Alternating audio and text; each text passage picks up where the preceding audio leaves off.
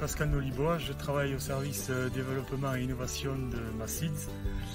Mon rôle est de suivre, noter et caractériser nos variétés de maïs et tournesol sur le sud Europe. Le sclérotinia constitue une menace permanente pour le tournesol car il se conserve dans le sol sous la forme de sclérote pendant plusieurs années. Il existe différents types de sclérotinia.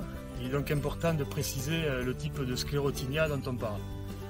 Aujourd'hui, on peut observer des attaques au niveau du bourgeon terminal avant la floraison, au niveau du collet, du capitule ou sur la tige. Le sclérotinia est une des maladies les plus répandues et les plus problématiques sur tournesol. Ses conséquences peuvent être dramatiques pour les agriculteurs touchés, avec jusqu'à 50% de perte de rendement à la récolte.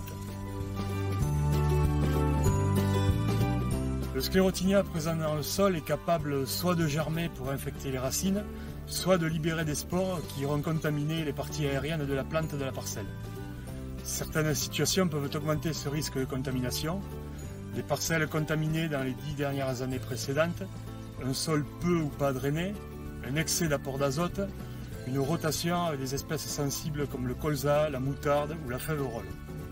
De plus, l'humidité et les températures douces favorisent les attaques de sclérotinia, en particulier sur capitule lors d'épisodes pluvieux autour de la floraison.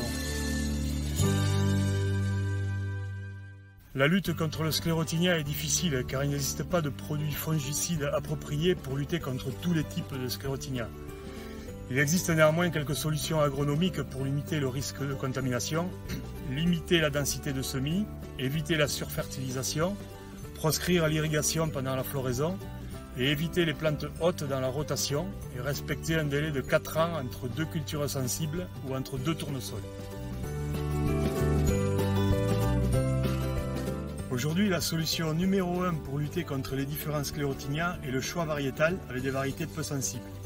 Chez Massids, on fait de la lutte contre les maladies du tournesol l'une des priorités de notre sélection variétale. Pour illustrer cela, nous avons lancé le label Heliosmart. Nous mettons nos essais de développement dans des situations où la pression maladie est très importante, en particulier pour le sclérotinia. Ainsi, nous avons plusieurs essais qui nous permettent de sélectionner les variétés les plus tolérantes. Ce sont ces variétés qui seront ensuite labellisées Heliosmart.